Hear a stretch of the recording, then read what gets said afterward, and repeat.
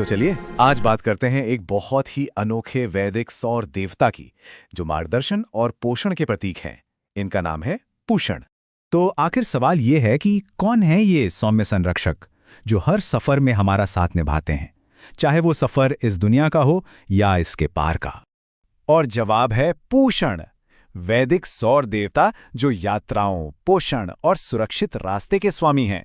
सिर्फ इतना ही नहीं, वो देवताओं और हम मनुष्यों दोनों के लिए एक रक्षक, एक चरवाहे की तरह हैं।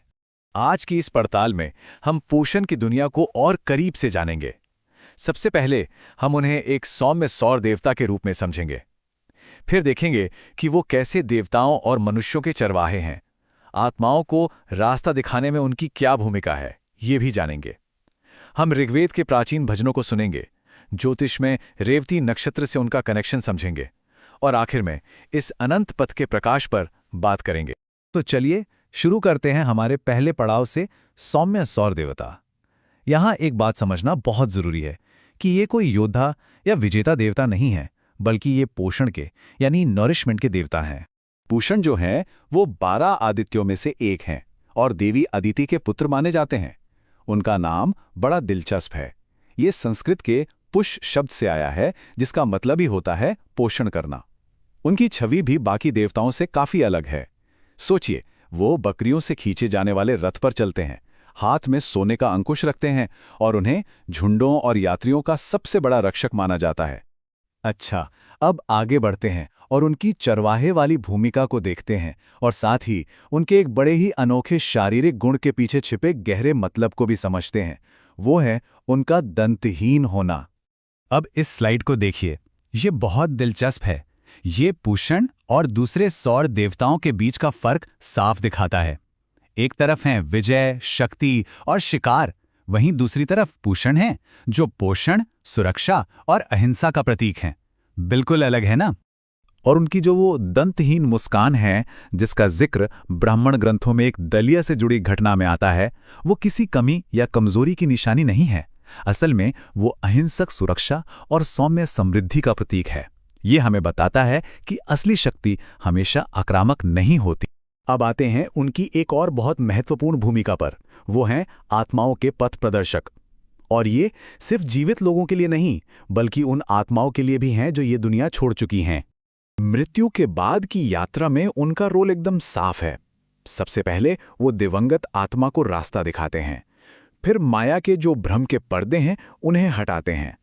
उसके बाद लौकिक वैतरणी नदी पार करने में मदद करते हैं और आखिर में ये सुनिश्चित करते हैं कि आत्मा यमलोक तक सुरक्षित पहुंच जाए। लेकिन उनका काम सिर्फ परलोक तक ही सीमित नहीं है। असल दुनिया में भी वो जीवित लोगों की मदद करते हैं, जैसे सड़कों से मुश्किलें हटाना, खोए हुए मवेशियों को ढूंढकर वापस लाना और घने जंगलों में भटके हुए ऋषियों को सही रास्ता दिखाना। चलिए अब सीधे स्रोत की तरफ चलते हैं, यानी ऋग्वेद की ओर, और देखते हैं कि प्राचीन काल में लोग पवित्र भजनों के जरिए मार्गदर्शन पाने के लिए पूषण को कैसे पुकारते थे। ऋग्वेद के एक भजन में एक बहुत ही सीधी और सरल प्रार्थना है। हे पूषण, हमें उस ज्ञानी पुरुष तक ले चलो जो हमें सीधा रास्ता दिखाए और हमसे कहे यह यही है। जरा सोचिए, ये भजन एक मंत्र की तरह है जब कोई रास्ता भटक जाए। इसमें पूषण को विश्वरूप मार्गदर्शक यानी ऑल फॉर्म्ड गाइड कहा गया है। मतलब वो किसी भी रूप में आकर सही रास्ते पर रोशनी डाल सकते हैं। एक और शक्तिशाली भजन है जो उन्हें यात्रियों के लीडर के तौर पर दिखाता है। पूषण, जो बकरियों को हाँकते हो, सबसे शक्तिशाली कर्ता, तुम सबसे आगे चलते हो, तुम यात्रियों के मार्गदर्शक हो। तो यहाँ किस बात पर जोर दिया जा रहा है? उनकी सुरक्षा करने की शक्ति पर। यह माना जाता है कि वो अपने मानने वालों को न सिर्फ धन यानी रइयों, बल्कि संरक्षण यानी रक्षंतु भी देते हैं। अच्छा, आप पौराणिक कथाओं से निकलकर वैदिक ज्योतिष यानी ज्योतिष शास्त्र की दुनिया में चलते हैं और देखते हैं कि पूषण की ऊर्जा आज के समय में भी कैसे प्रासंगिक है, कैसे काम करती है। 27 ये नंबर वैदिक ज्योतिष में बहुत ज्यादा महत्व रखता है। क्यों? क्योंकि ये चंद्र नक्षत्रों की कुल संख्या है और रेवती इसी क्रम का आखिरी नक्षत्र है। तो ये जो 27वां यानी आखिरी नक्षत्र है, इसका नाम है रेवती, जिसका मतलब है धनवान। ये मीन राशि में आता है और एक तरह से पोषण और आत्मा की यात्रा के एक सौम्य अंत का प्रतीक है। और अंदाजा लगाइए इसके देवता कौन हैं? जी हाँ, पूषण। अब अगर रेवती के कुछ ज्योतिषीय पहलुओं पर नजर डालें तो इसके शासक ग्रह हैं बुध, जो बुद्धि और कम्युनिकेशन के कारक हैं।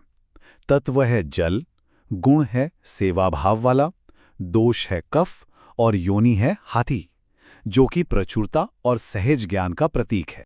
ऐसा माना जाता है कि जिन लोगों पर रेवती नक्षत्र का प्रभाव होता है वे स्वभाव से पोषण करने वाले और बहुत सहानुभूतिपूर्ण होते हैं।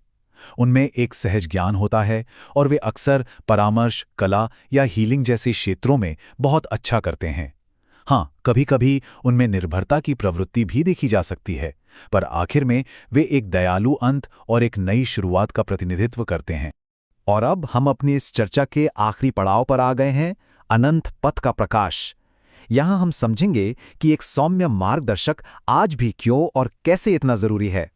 तो हमने देखा कि कैसे ऋग्वेद के जमाने के पथ प्रदर्शक से लेकर ज्योतिष में रेवती के मार्गदर्शक प्रकाश तक पूषण की ऊर्जा एक समृद्ध घर वापसी और एक पोषित भाग्य के प्रतीक के तौर पर आज भी जिंदा है।